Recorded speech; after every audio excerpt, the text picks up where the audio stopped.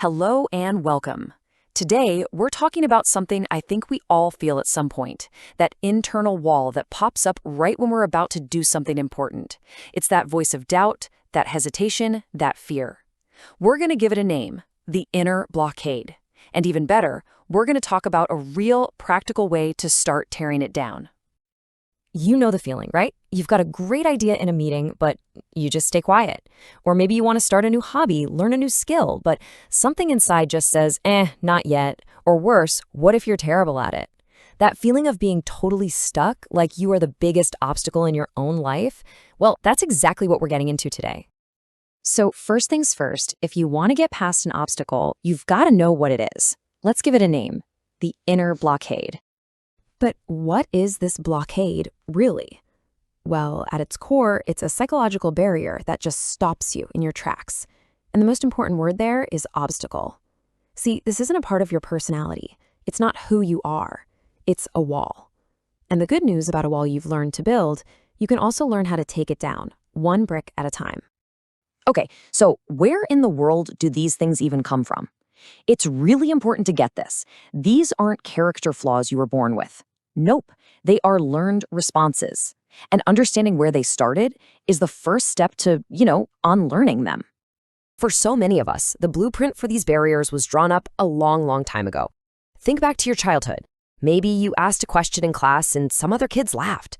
That single moment of embarrassment can create this tiny little pattern that decades later makes you hesitate to speak up in a work meeting. And here's how that little pattern gets so powerful over time. It gets reinforced. So, you hesitate for a second, and that little critic in your head chimes in. See? Good thing you stayed quiet. You avoid the situation, and you get this little hit of relief, which actually strengthens the habit. And just like that, a small fear grows into this massive blockade. And this is why these blockades feel so impossible to beat sometimes. They have nothing to do with logic. You can sit there and rationally know that giving a presentation isn't going to kill you. But your body's emotional response, the sweaty palms, the racing heart, it's so intense it completely hijacks your logical brain. Emotion just takes over. All right, so we've looked at what the problem is and where it comes from. Now for the good part, the solution. Let's open up a practical toolkit with 4 powerful tools for change. This is our game plan, our 4-step roadmap to breaking through that wall. We're going to start by questioning the fear, then we'll reframe the memory that started it all, rewrite our internal script, and finally, the most important part, we're going to take action. Let's dive into that first tool. First up, you have to question the fear. So when that wave of anxiety hits, don't just let it knock you over. Stop and become a detective. Ask yourself, okay, what am I actually afraid of here? What's the most realistic thing that could happen? Not the absolute worst case scenario my brain is inventing.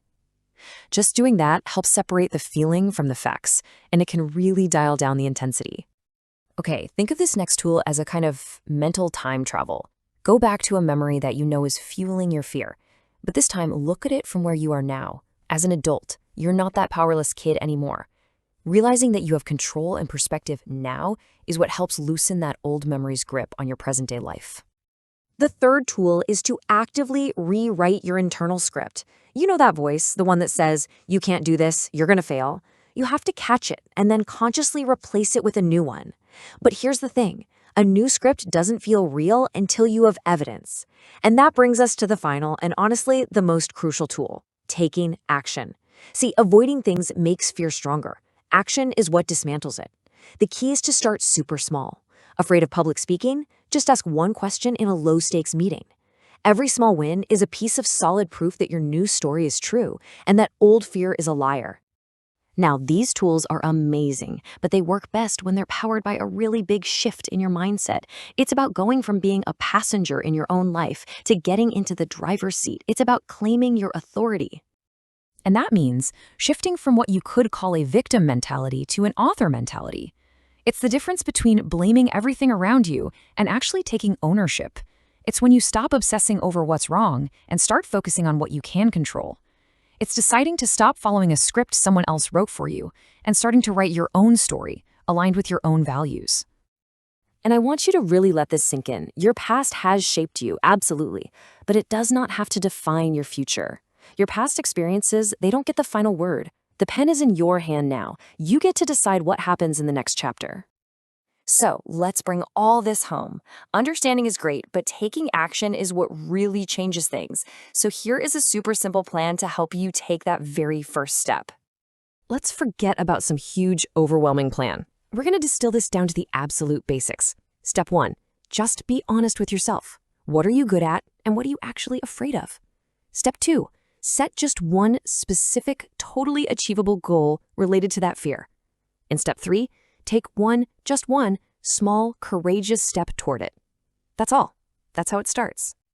And the time to start is right now, not tomorrow, not when you feel ready. The entire journey of taking down that inner blockade begins with just one small step.